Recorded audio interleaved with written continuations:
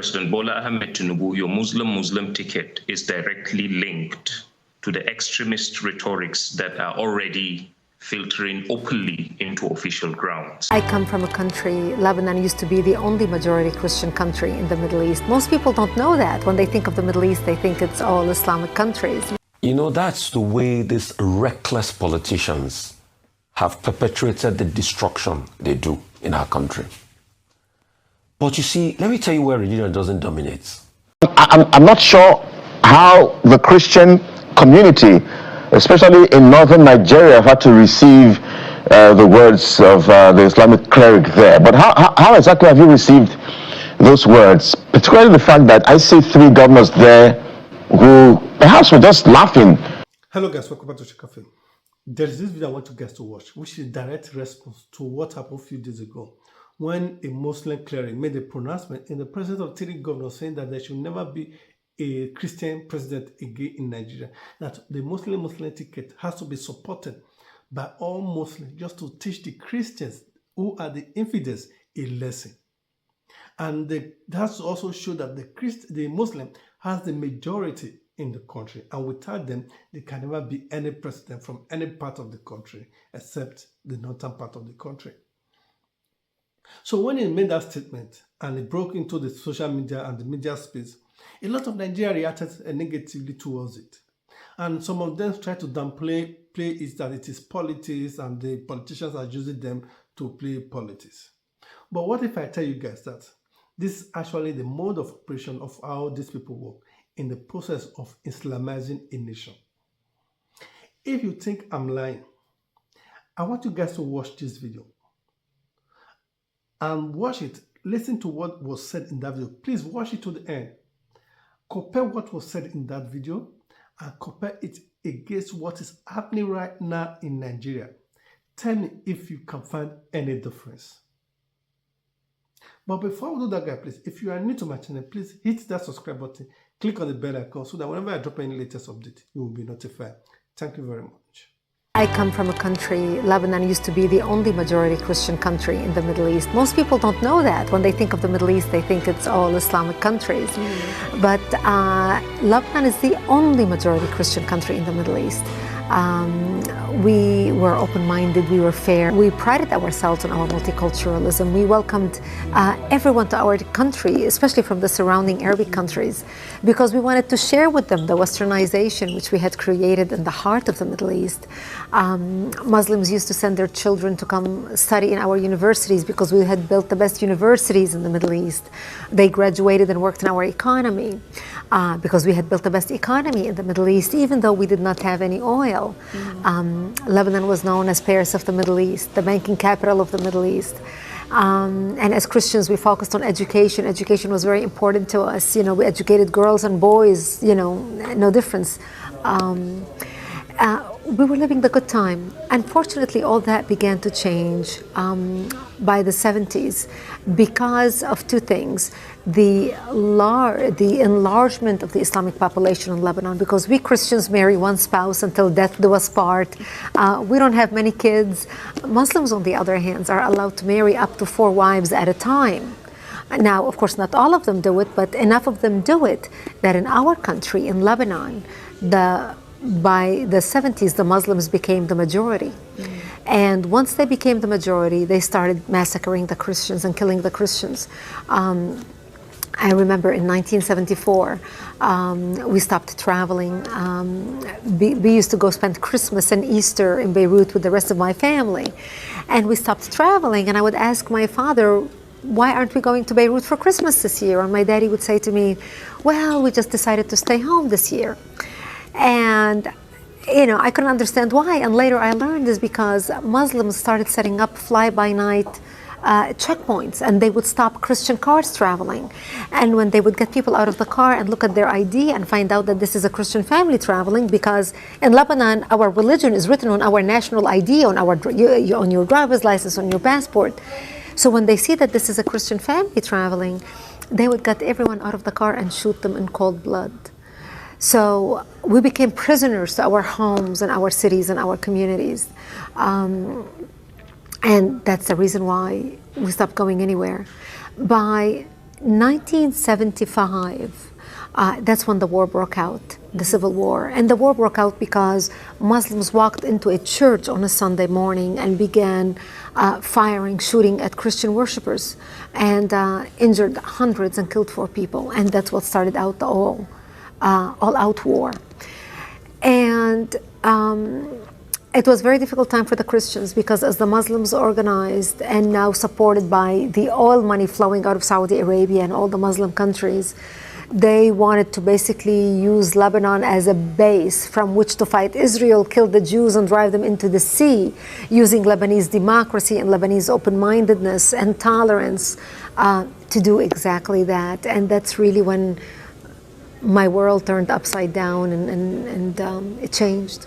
Lebanon was so multi-faith and multicultural. So we had Druze, Muslims, Christians, Protestant. The majority were Christians. We were over almost 70% Christians when we got our independence in the 40s.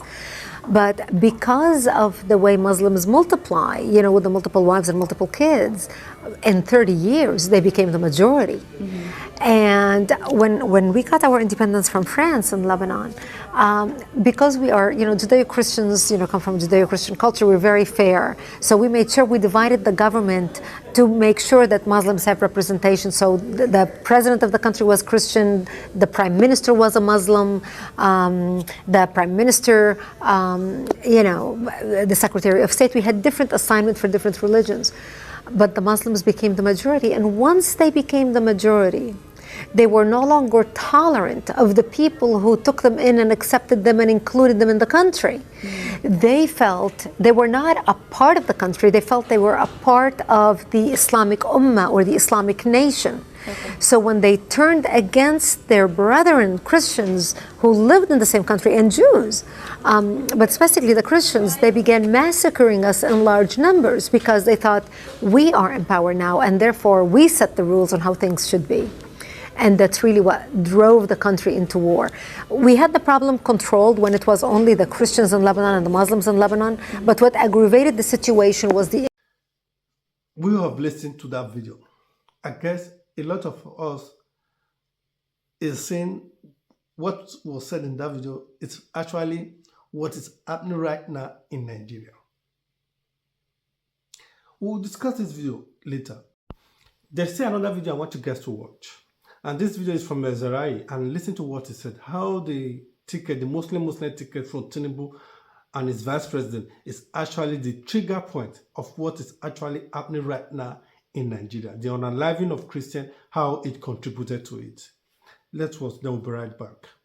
President Bola Ahmed Tinubu, your Muslim ticket is directly linked to the extremist rhetorics that are already filtering openly into official grounds. Muslim presidency is the reason for the rising impunity with which Islamists kill Christians across the Middle Belt. Your Muslim presidency, although came and met an already unfortunate situation where there are Islamists doing the things they are doing, but your Muslim presidency is symbolic to what they think is an achievement or a marker of success in their war to annihilate Christians.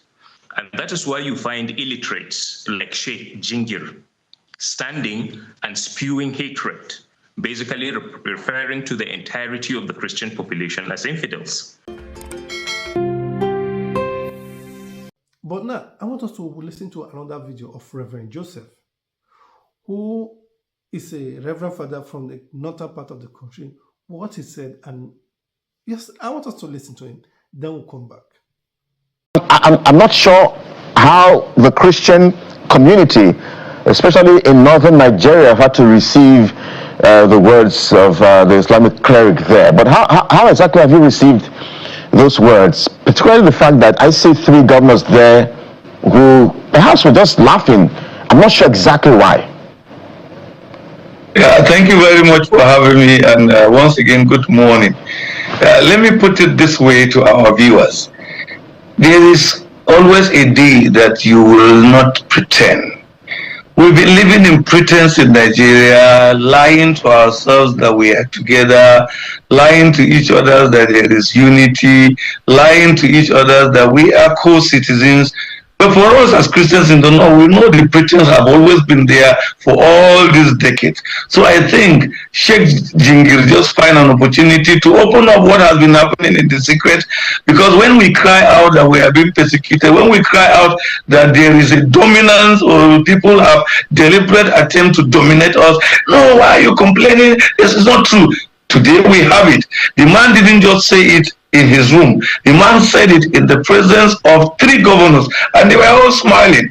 An action that would have been frowned upon, an action that would have been rebuked, an action that would have been rejected by them instantly. But because this is the reality of what happens in a larger heart of our colleagues, our neighbors here. So they just say it out. So to us as Christians, we are glad that at least Nigerians can understand when next they hear us crying, and look, we are being marginalized. When the next year, even if it is not commanded as my colleague said, I like what he said, and I'm so happy that we could have people like him speaking out. But you know, these are things that we experience every day. People looking down on us. How could someone in such a gathering call me, Reverend Hayab, an infidel, or call every Christian an infidel? He did not even have the courtesy to understand as a cleric. And I wonder, all these years of his teaching, what has he been teaching his people? You can see he has been teaching them hate.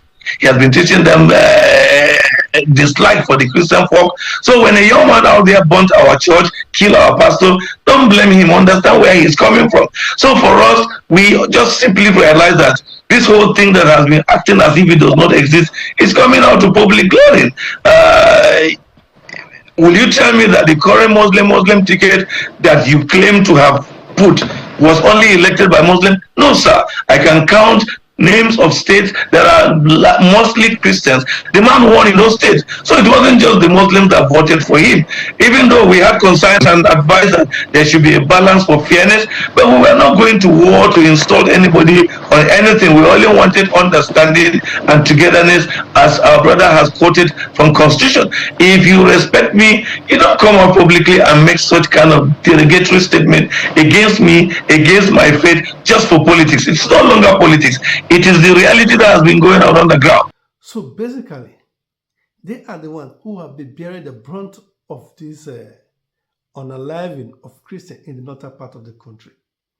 But the Khan Association of Nigeria, who claim to be the body of Christians to protect Christians in the country, are throwing their blind eyes to what is actually happening in the northern part of the country. So now, there is another video I want us to watch. That this time it is from Hussaini Rufai, and let's listen what he has to say, because he took the route of politics. That these people were just for politics, blah blah blah. But I want us to watch. Then we'll come back to discuss our final Friday. You know, that's the way these reckless politicians have perpetuated the destruction they do in our country. But you see, let me tell you where religion doesn't dominate: when they are stealing our national money. All of this, the reason why they want to come to power is to steal national funds, mostly. Because when you look at it, before they come to power and after they come to power, they become a lot richer. We know a lot of people that over 20 years ago, they had nothing to their name. Today, they are multi-billionaires. And you ask them, how did they make the money? They'll say, shut up your mouth. We know a lot of people that they were nothing before they came into politics. But today they show wealth everywhere. Which resource is it? They say, shut up your mouth. If you didn't catch me, steal state resource. Yeah, because you have a better way of funneling, it does not mean that people do not know that you steal it. Because you have a judicial system that can't hold you accountable, does not mean people do not know that you steal it. So when they are bereft of ideas, what they do is they look for pressure points like religion. Let me now tell you the counter narrative they are trying to push to support this. You remember the Yes Daddy video by Peter Obi, or the audio recording that they said was a purport telephone conversation? Mm-hmm. Some people are pushing that narrative and say, yes, so Yes Daddy should be, Peter Obi too said, Yes Daddy is a religious war and everything. Which I don't believe anything should be a religious war.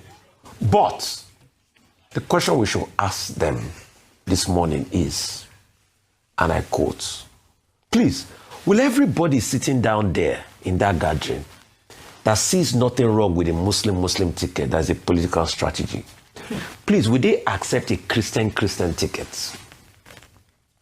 That's just where the hypocrisy lies. We sounded off about this, they say my mouth is smelly. I don't have any problems. Muslim ticket, go ahead. But please, as long as, if we can say, there's nothing wrong with the Christian tickets. All right? And when people feel disgruntled and they say things, you don't shut them down based on their religion. That's just the argument I want to put forward to them. Mm-hmm. You and I know that they will never accept it. If they did easily accept it, we will not have all the religious challenges we're having today. But you see, the grand scheme is we must be able to live where religion does not play a role in our politics, because both Christians, both Muslims are getting killed. It doesn't also stop the fact that there's Christian genocide in some particular parts of the country. But this asinine politics that we play, this destructive politics that we play, I'm sure we're beginning to see the results. Mm-hmm. And it is during election period that you see all of this. But you see, I pity whoever said this and the cleric, because see, no matter how much you say this to gain political advantage because governors are there, you will never be as rich. You will never have the level of access to state resources these people have. So in the end, the greatest pawn that they are using are the religious leaders to incite this and the people. In the end, it is the people that are the biggest losers. Mm-hmm. You will always be a victim of insecurity. You will always be a victim of poor economy. You will always be a victim of inflation. But them, they can still state resource even more and hedge against inflation. So they will use you and you will dump you, and the poverty cycle continues for people at the lower level while them at the higher level enjoy. When they are both stealing state resources, they don't care if you are Muslim or Christian. All they care about is the choicest place they can hide the loot, the state loot. Right. That's all they care about. It's not about... Now, this is the issue. If we look at the first video, which is from the Lebanon woman who said the ordeal of Lebanon, how Lebanon became a Muslim country, a country that was once a Christian nation. Remember how I never said a secular nation, was once a Christian nation in the Middle East. How it was overrun by a minority of Muslims, because these people can have more than 4 wives at a time, give birth, while the Christian only has 1 wife and 1 man at a time. Because of this overpopulation, they give birth randomly to, just like Kanu just gave a married over 1,000 couple just a few days ago. These people have no work. They have nothing to survive. But their aim, that is to tell you what is going on. A minority, when the Muslim was a minority in Lebanon, the Christian was kind of sharing power with them. Okay, when it is a Muslim president, the vice president will be a Christian candidate. When it is a Christian president, the vice president will be a Muslim. That's how they were sharing power, rotating power between these two religions. But the moment the Muslim became the majority, everything stopped. They now said that they are the one who has the majority. They don't have right to rotate power between the Christian anymore. And that is when the unaliving of Christians in Lebanon kick in. And the same thing is happening right now in Nigeria. The Christians in the north are being unalived on a daily basis. And nothing is being done by the Khan Association of Nigeria, because these people have already taken money and nothing, they are short. For example, you see the Adebayo, the Redeemed Church of God mission pastor, saying nothing. He will tell you he will defend the governor. They will tell you there's no Christian genocide, because they have already been in bed with the politician collecting money, and that is their aim. If you say I'm lying, if Wiki, who claim to be so powerful, who claim to be so unfearable, or whose mouth does not fear anything, could admit that he cannot solve the problem of cow in Abuja, in the capital city or capital state of Nigeria. That is to tell you how powerful these sets of religion are in Nigeria. So if we are still living in that alternate universe, or we are still delusional that something like that is not happening right now in Nigeria, I think one day we will wake up and we'll be rounded up. It is already happening. Every part of the nation is occupied by these people. They will come with a truck and go to one city or one state and hide inside bushes. They never rent a house. They never sort themselves out before they move to a new location in the south. They will come with a truck and drop them in one direction. All of them enter bushes, and they will occupy our bush, and they will be kidnapping and unliving and demanding ransom from people. That's already happening right now in Nigeria, and people are saying it is politics. It is not politics. It is the systematic Islamization of Nigeria. Thank you very much, and I will leave you guys here. Bye-bye.